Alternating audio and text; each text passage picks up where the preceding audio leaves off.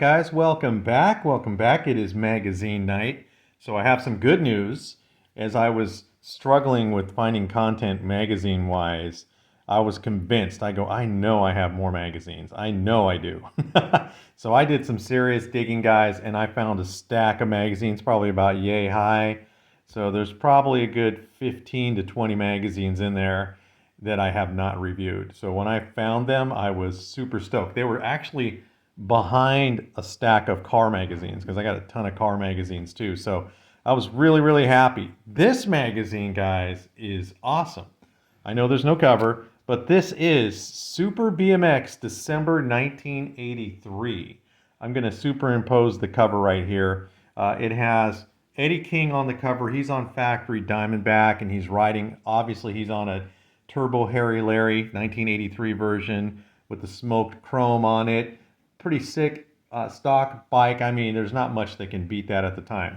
I know some people aren't a fan of it. I always was. My cousin even had a Diamondback Harry Larry Turbo. I thought it was one of the coolest bikes I'd ever seen. And I even wanted one really, really bad. But anyway, getting into the magazine, getting to the cover. He's sporting the black and silver colors. Some of my favorite colors are from Diamondback. I thought they looked the coolest. He had a Simpson full face helmet on with the Oakley goggles. And there's patches all up and down the uniform for the co-sponsors. And of course, because he's factory Diamondback, they're rocking the Keds shoes. It's actually really, really cool cover. Anyway, let's get into this. So this is the first page I have. I don't know exactly what I'm missing, but this just says briefing. We got a good shot here of Richie Anderson getting out of a limo or into a limo. Or it could be a Rolls Royce. That's cool. It says Richie Anderson arrives at the track in style. Here Richie is stepping out of a vintage Rolls Royce automobile. That's awesome. Super BMX is a little bit different than BMX Action, so I'm anxious to do this one. Here's a great shot right here. We got John Cruz wearing his new uniform. John recently accepted sponsorship offer from Patterson Racing. On the left is Brian Patterson and Brent Patterson on the right. That's a great, great shot. I love that. That is really awesome.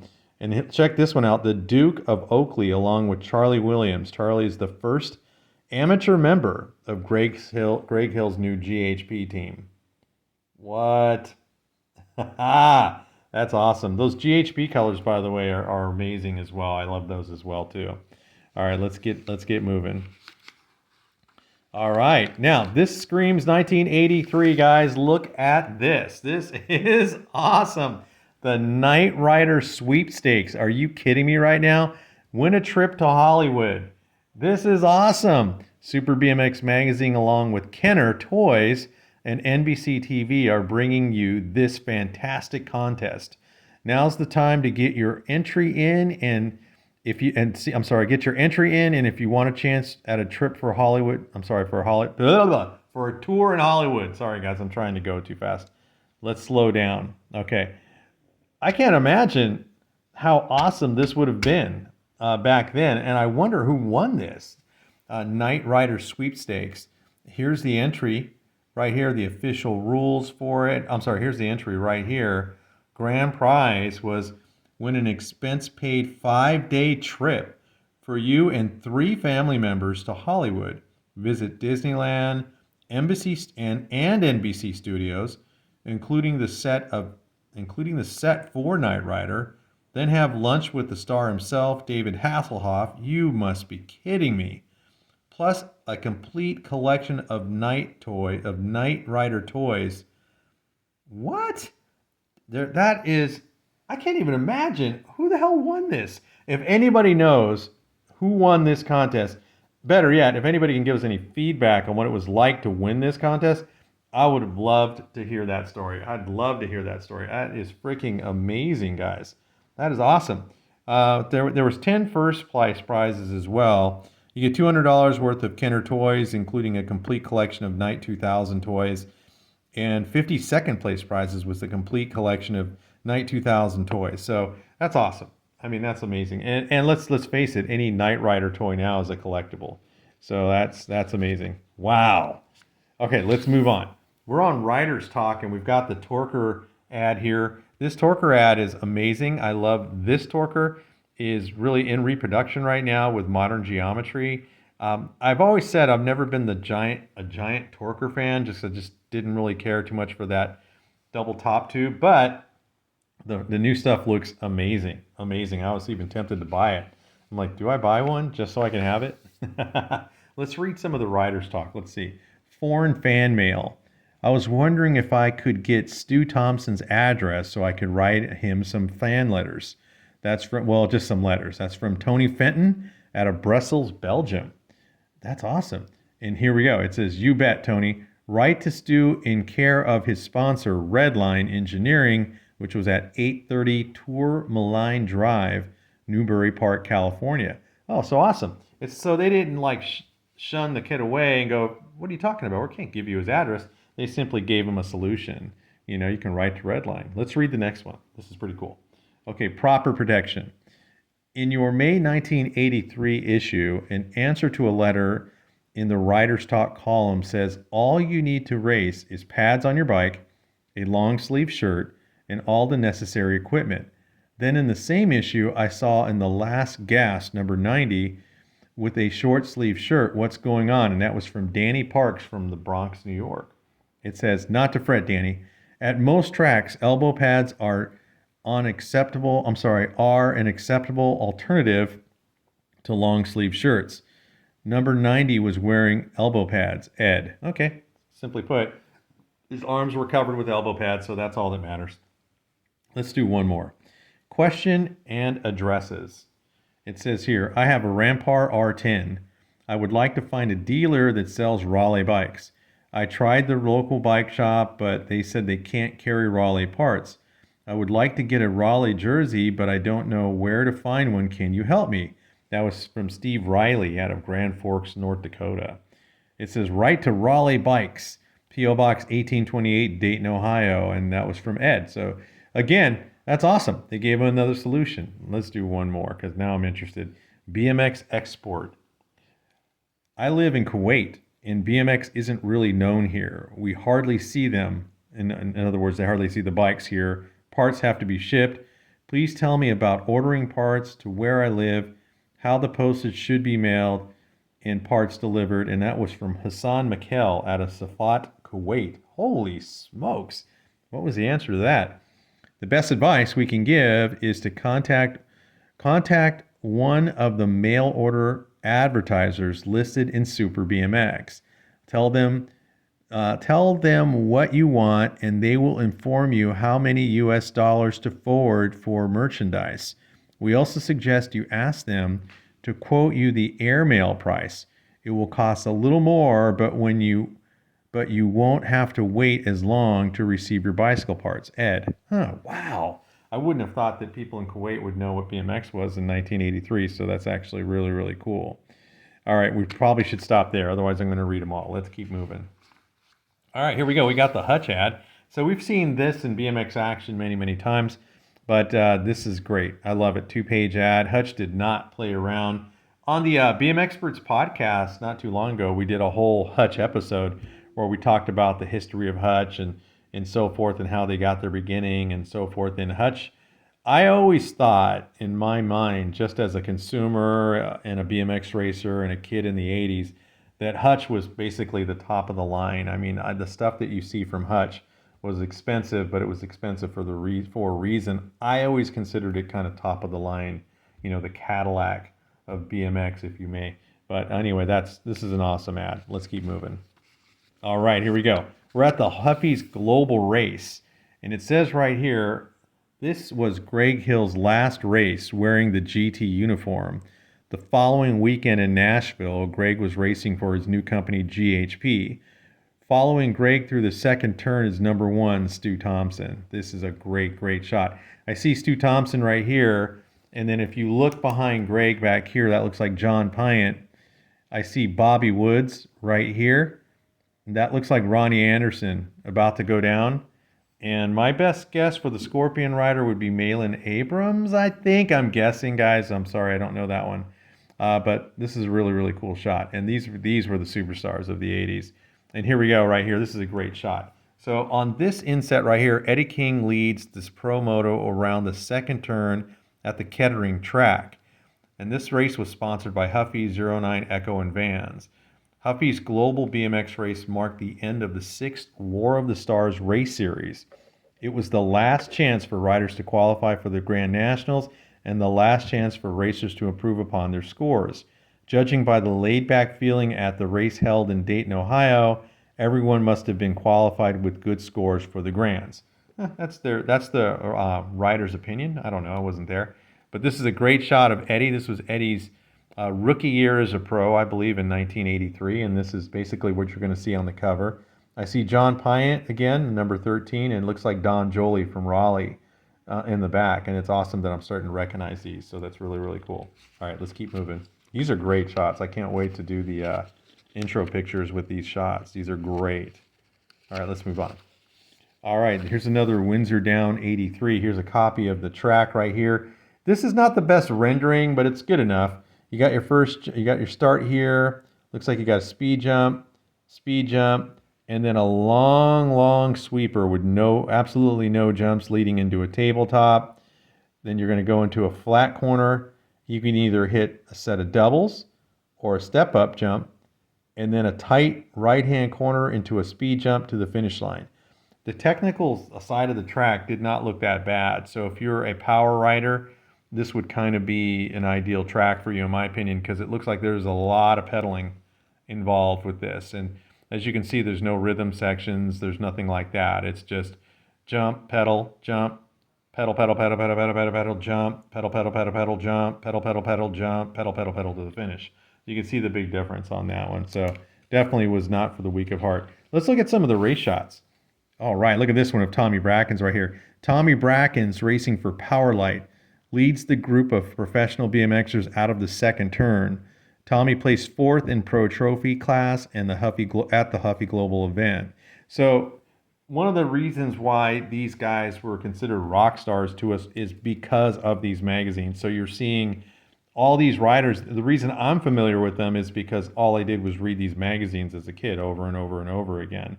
And so I can see Anthony Sewell back there. We have a vector rider, which I don't know who the vector rider is. I apologize. I'm sure one of you guys would know. There's another rider tucked here behind Tommy, but I can't see what it is. It looks like a Patterson helmet from what I can tell from here, but I could be wrong. Let's look at this one. John Anderson has a slight lead over Malum Abrams in his 16-17 cruiser and at the second jump. Anderson ended the race taking the 3rd in his cruiser class. So John Anderson was on factory redline. So here's Malin Abrams. So it couldn't have been him in that pro shot. Obviously, he was 16 years old here. But this is a great shot of the late great Malin Abrams right here as well. Here's your factory redline team in the corner over here. Let's take a closer look at it. I'll bring it closer for you guys to take a look. I'm trying not to hit the tripod because I have a bad time with that. And there you go, right there. That's a great shot of your factory redline team. It says here Team Redline, whoop, almost dropped it. It says Team Redline won the factory team trophy at the Huffy Global Race. Here's the team manager, Gene Roden, along with team members John Anderson, Eric Garzis, Dee Leone, and Stu Thompson. Present the trophy. What is this? And Stu Thompson present the trophy back what? That makes no sense, guys. Let me read this again. It says Eric Garzis, Dee Leone, Stu Thompson present the trophy back to one of the Kettering representatives. Oh, they gave it back. Okay, my bad. The trophy will be used to help support the continued operation of the track. Sorry, guys, I got completely tongue-tied. Now it makes total sense. All right, let's keep going. What do we got here? Ooh, this is a great shot. This group of racers is at the second jump following the obstacle into the sweeping first turn. The Kettering track was a very safe one. Not too many racers were injured during the race. Yeah, we saw that because there was not a lot of jumps in the race. And so it was a lot of speed jumps and pedaling. And that long sweeping turn, I bet you can really get cooking on that because it was just enough bend on it where you can still pedal. So you could probably get really cooking on that. That's really, really cool. Here's a good shot of a profile rider. Profiles Richard Zagars leads in his 17 and over expert class event. Zagars had some problems at the main event time there where he finished in 7th. Still, he made the main. and he was doing great during the motos. That's just BMX. You just never know. Great Tioga ad.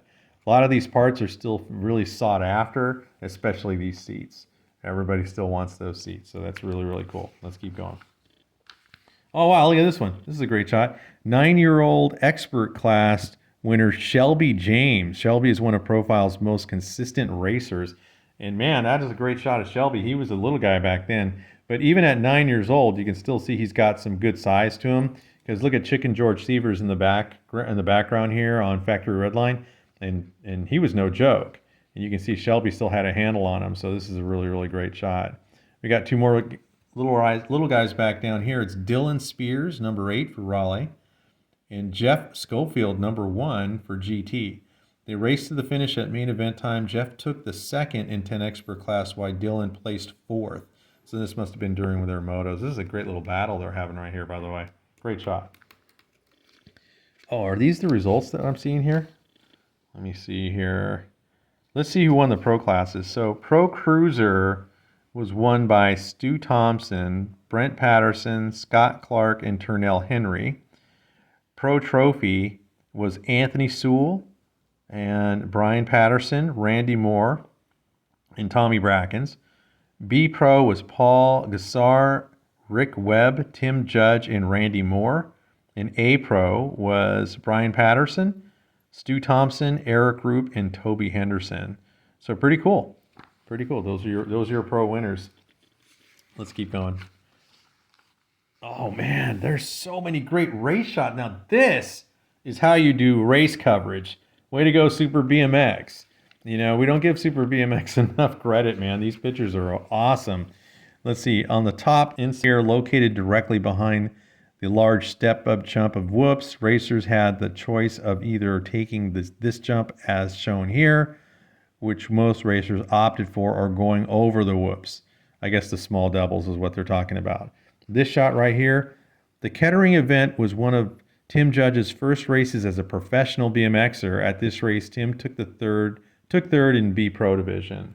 So a great shot of Tim Judge. I like how he's sporting his face mask around his neck. That's actually kind of cool looking though. Let's see what's going on down here. Rusty Cable leads Raleigh's Jamie Tedesco in the 14-15 Cruiser Moto. Jamie took second overall in the class that weekend. It's weird because they're 14 years old here, man, but these guys look like grown men in this shot, so that's pretty cool. All right, let's keep on going. Oh, wow. This is amazing. I love this. So these are all the riders that were on the cover of Super BMX throughout the year. So Greg Hill got it in January.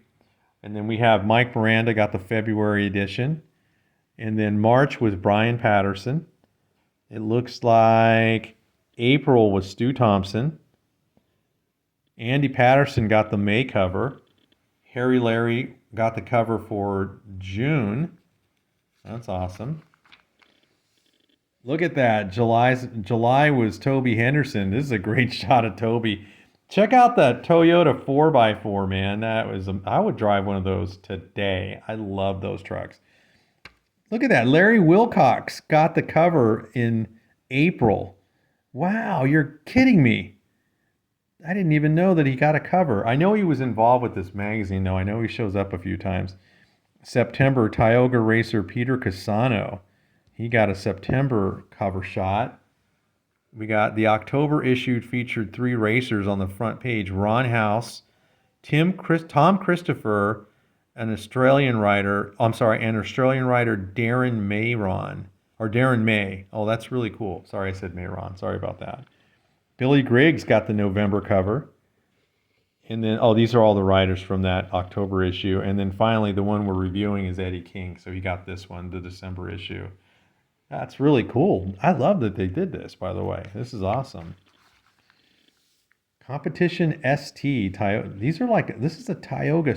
Wow. Okay, so this is kind of cool because this tire is intended for stadium racing, as you can see right there on the inset. But it's kind of modern to what you would expect to see today with that street sort of tire on there. That's badass. I didn't even know that existed. That's the Tioga Competition ST, stadium or street tire. And that's what we use today, guys. How awesome is that? I love it.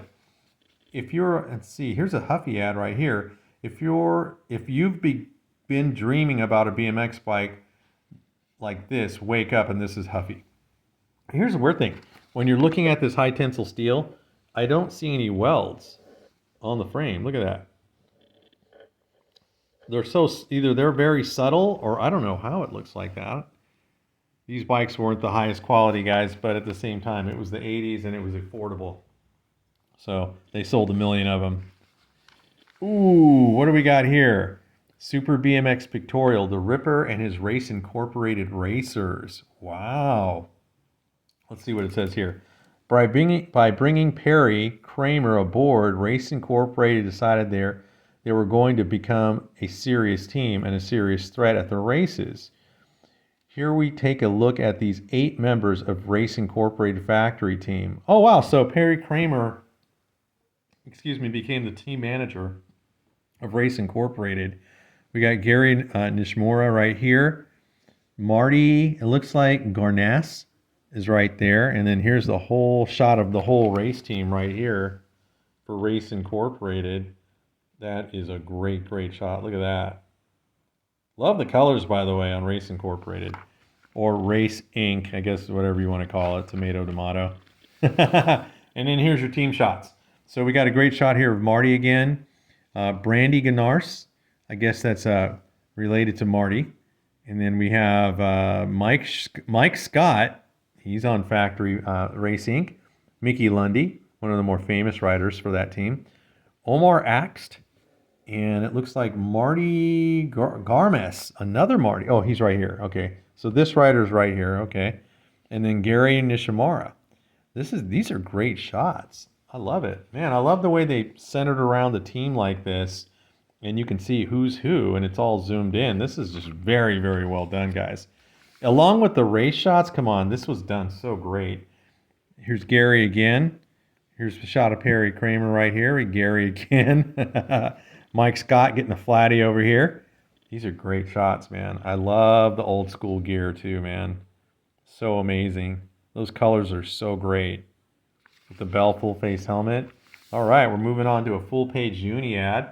I'm sorry, Amy ad. We got Unitron as the grips here. Look at all the factory pros that were involved with Amy.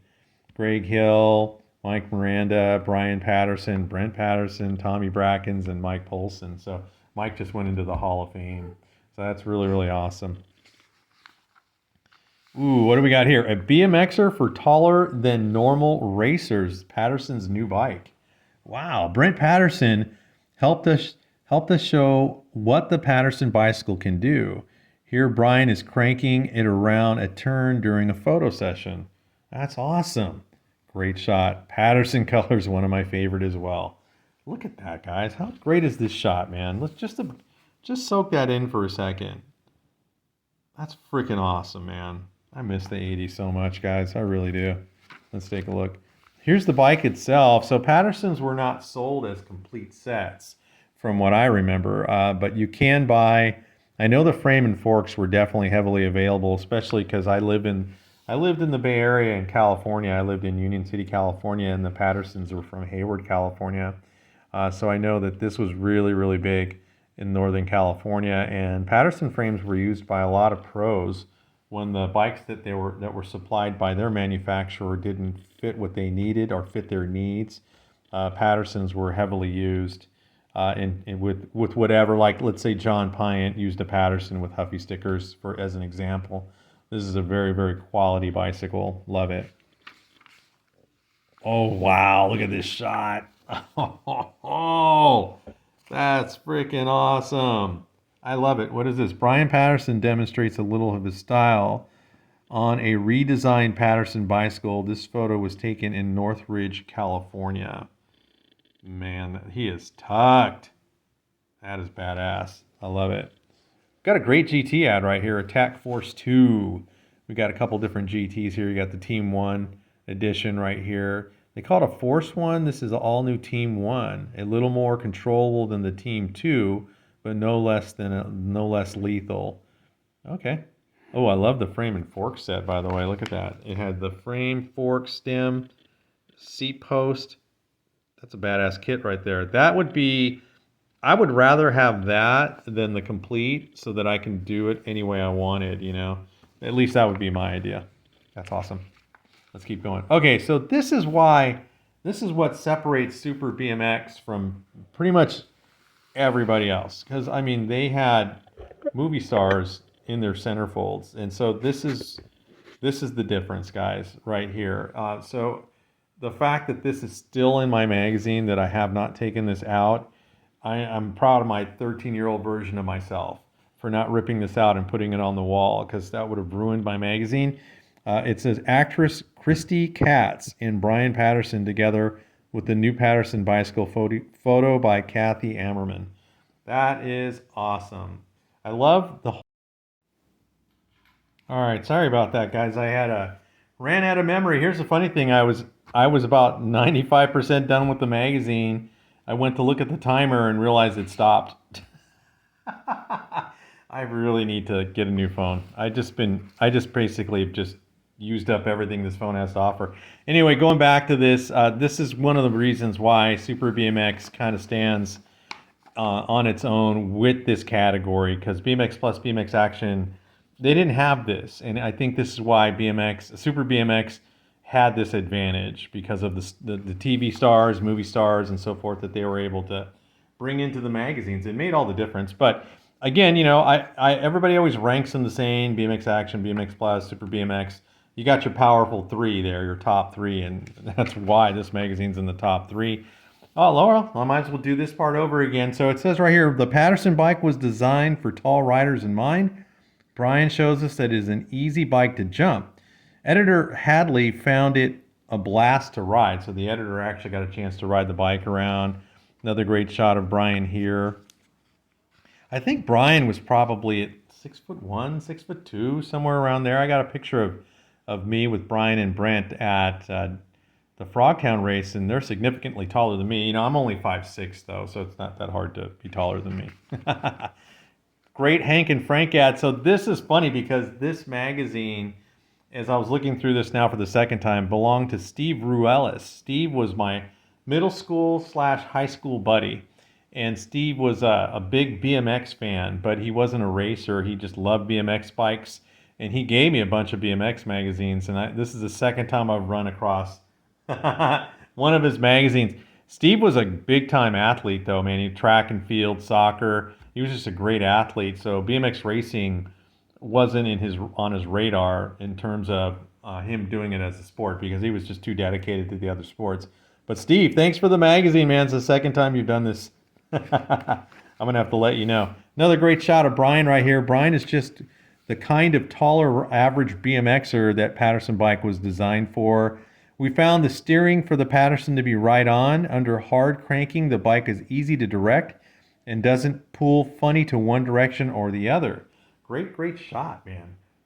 Love Patterson bicycles. Great ad from Diamondback. That's a classic for the Formula One. That was $349 and 95 cents in 1983. Great bike. This is for the little guys, of course, not a pro-sized bike. All right, here we go. We're at the Hutch Summer Nationals. Let's take a look at some of these shots. CW's Danny Steplight racing at the Hutch-sponsored Summer National. Great shot. Blacked out Blacked out CW. That's pretty badass. Love it. Love the the Echo helmet that was painted to match the CW uniform. All he needs is a visorizer, and that's dope. What do we got down here? We got Diamondback's Brent Romero.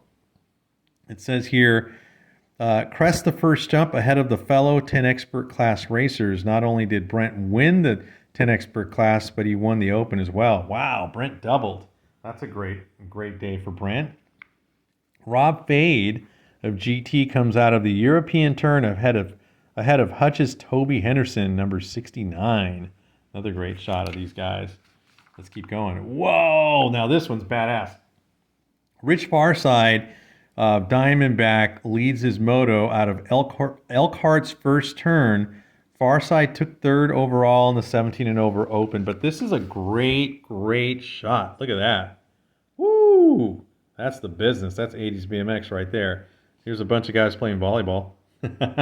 It says here, members of Team Hutch having a little fun at the Hutch picnic. So they were playing volleyball. That's really cool. And then we got a good shot here. Mr. Rich Hutchins himself. He had just brought the team back from Holland where they won the championships there. Great shot here of Jason Griggs. Jason took, looks like he raced the 13 expert class and he finished 7th for the weekend. And then here's your Elkhart track. Not bad. Not bad. This one looks a little bit more complex than the one we looked at previously in the magazine, but still not that bad because you got your first straight and you got a long first straight before you hit your first jump. Speed jump, drop off. So these drop offs, I know you'd have to be very, very careful because if you're not paying attention and you've got your head down and you're cranking, this could really throw you off. You're heading into a step jump, a European turn, which I don't know why they would call it that, maybe because it's a flat turn. You got a small fourth jump, another drop off leading into the third turn, and then finally a basic speed jump to the finish line. So not too complicated of a track, but needless to say, I would have loved to race that in 1983. We got a great shot here of Gary Ellis. Kuwahara did not make it out of the 17 and over expert class main, but took a strong second place in the open class. Nice. Robinson's Brian Schofield competes against CW's Billy Griggs in the 13-14 cruiser class. In that division, Billy took the win with Brian taking second. Let me zoom in a little bit on that one because it's kind of a small picture. But this is a great shot. Great shot of these guys. And Billy is still racing cruisers and still killing it. So that's pretty amazing. Monty Gray right here. Hutch racer Monty Gray enters the third turn ahead of his fellow BMXers. Monty took a second in the 12 and under cruiser class at the Summer National. So the Hutch riders didn't dominate by any stretch. But Monty is really best known for the McDonald's commercial. So around this time, Monty was in the McDonald's commercial, national televised commercial. It was a great commercial, which I've covered in previous videos. Right here we got Todd Henry negotiates the drop-off prior to the first turn ahead of the 14 expert class racers. Todd went on to take the win for his sponsor Mongoose. This is a great shot. Look at that. Todd getting busy in that shot. Big dude, man, for 14 years old. Killing it. All right, let's go to the next one. We're looking good, guys. Oh, this is a great shot right here. It says here, by the look of Leon Williams' face, GTBMX, he's only one thing on his mind, and that's to win this moto. At the Hutch-sponsored event, Leon took a second in the 11-12 open class. Very, very, very cool. Great race. Love the old ABA logo, by the way. Brent Patterson leads Ron Anderson around the track in pro open class race. Brent went on to win the class with the Huffy's John Pyatt shown here in the background, taking second. Wow, check that out. I see John Pyatt there on the left. Brent Patterson, here's Ronnie Anderson. Looks like that might be Eddie King right there. Great freaking shot, man. I love it. Here's your Hutch team. All right, guys, more technical difficulties. Sorry about that. Let's keep on moving. So the Hutch Summer National comes to a conclusion. Let's see who won pro. Pro Cruiser was won by Rob Fade, Tim Judge, Toby Henderson, and Tinker Juarez. And A-Pro was Eddie King, Tim Judge, David Chapetti, and John, looks like Hanby. And then Double A-Pro was Brent Patterson, Toby Henderson, Rob Fade, and Ron Anderson. That's awesome. Team Trophy was won by Reggie's Sundance. And then Factory Team was won by Diamondback, GT Hutch. I guess it was Diamondback, and then GT, and then Hutch. It says Diamondback again, which is weird, but that's cool. Anyway, that's the end of that. Let's move on. This was interesting. I ran into this the first time. I was almost done with the magazine. The NPSA Grands, NPSA Racing with the National Pedal Sports Association, ended for 1983. At that race, over 600 qualified racers made it an exciting event. Pro racers were led by Mongoose's Roland Bike, as well as NPSA participants look forward to the new season right around the corner. So this is the NPSA, I never heard of it, or I don't remember it. If there's anybody out there that participated in this, has any insight of the NPSA, I'd love to know about it, because I don't have any knowledge of it other than this article that I'm looking at right here, and I'd love to go back through it. But we got a Mongoose Pro racer right here, Ronald Vetch, which is Veicht. Not only leads this pro moto, but dominated the class both days. Following Roland is number 7 Mark Passoni. Oh, that's pretty cool. So this is your only pro class of the event. So no big national riders, but still very cool. This is the 17 expert race, which is being led by Johnny Turner, who went on to win the class at the Grands. Johnny Turner was the first racer across the finish line in 17 and over expert main. That's a great shot right there. And it says here, Anthony Diobono took first overall in the 5 under expert class. Jerry Fuentes placed first in the 16 expert division. And the winner of the 11 expert division was Sam Montdioca. Those are your guys from the NPSA. This is great, man. These smaller associations, they didn't survive, unfortunately, but it's still really cool that they existed. I raced for a small association for a while called EBRA, which was Eagle Bicycle Racing Association. So I definitely had my moments in the sun with a smaller association, and it was a lot of fun, guys. I'm not going to lie. There's a good shot of Tony Marie Walker, who leads the moto for the girls 15 and under cruiser event. Number 104 is Mark Bazinas. Takes the third turn ahead of fellow 15 and under cruiser racers. Mark is number 135, Chris Turk. And we have Bill Kalina, inside line, going through the third turn at Palm Beach Gardens Racetrack. Very, very cool. Very, very cool. What else do we have over here? We have Dennis Handershot here. Craig Tart. We got Mark Gara and Kevin Dobson. 12-year-old expert Eric Milchner right here. And excuse the pronunciation, guys. Pro racer Sam Busseri leads this pro class moto into the third turn. Very, very cool, man. They had their own pro class. You got to love this stuff. I do. All right, let's keep going. Nighthawk BMX, more Steve Ruelas. I can't wait to send him these pictures. And this is so 80s, guys. Screams 80s. I love it. CW Phase 1 with the flight checkered pads that are chrome plated. This screams 80s. I love it. This is a great shot of a bike that probably wasn't that great. I never owned a CW Phase 1, but I do remember being at my local jumping area in Hayward, California, Treeview, and a young kid popped up with a CW Phase 1, and it looked very similar to this setup, and my eyes just opened up, big like cantaloupes, man. It was just an amazing looking bike. Let's keep going. Oh my gosh, this is awesome. TV Shannon Doherty, the late, great Shannon Doherty. This is great. I love it. Man, dude, Super BMX didn't play around. Shannon Doherty can be seen on this fall's NBC's Little House, A New Beginning. The program will be aired as 3 2-hour specials to conclude the Little House saga. That's awesome. As we all know, she went on to be 90210 and a lot of other things. She was a great actress, and sad to see her go, especially because this was my era and we were all very, very young back then. Great shot of Ron House, Factory Huffy, and I love the graphite tough wheels on there, my man. This is a sick looking build right here. Look at the Vans number plates, by the way. Really, oh, that's not a Vans number plate. What is that? I cannot read this, guys. I have no idea what that is. But it's a really trick-looking number plate. Look at Shannon. That's awesome. 12-year-old Shannon has really enjoyed her Columbia BMX bike since she received it. Here she's attempting to do a wheelie. So she was 12 years old at the time. I was probably 13 in December. Yeah, I was 13 years old. So we're about the same age. And that's awesome. I love it. Look at the socks. You got to love that shot. Ooh, look at the Patterson ad. Here we go. Patterson Performs. You got Richie Anderson, Brent and Brian Patterson. Looks like Brian right there and Brent right there. Look at all the number ones, guys. Let's go. Richie Anderson, 2 ABA number ones, one NBL number one, 2 world championships.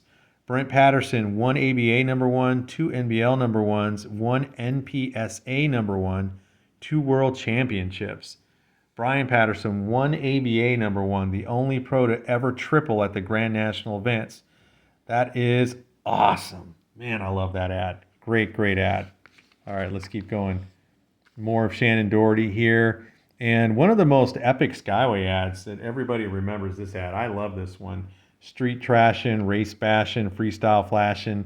I love it, man. You got Bob Madrano and Bob Harrow here getting busy, and every other kid in America. The Skyway with the white tough wheels and the CW handlebars on his way to school. All right, guys, we're almost done as I keep running out of memory. Great Oakley ad for the B1B. This goes without saying, one of the best ads ever. And then we have another CW ad with the latest and greatest from CW, including the Phase 1. This was, I believe, this small California Race Designs. This was Clint Miller's thing, if I remember correctly, which is very, very cool. And we're getting towards the end here. Tioga ad here with something called the Rhino 3, which I heard about that bike recently, actually. And we have an NPSA, another NPSA ad here, and we just saw the Grands. We got a great shot for profile here. And then, Crit Plate. We just interviewed Mike Rodriguez of Crit Plate, and this was his very beginning out of Canoga Park. Crit, love it. And guys, that's it. We did it. That is BMX, our Super BMX, December 1983. It took some work as I kept running out of memory, guys, but if you stuck around this long, thank you very much for watching. I get so excited doing these magazines. I love it.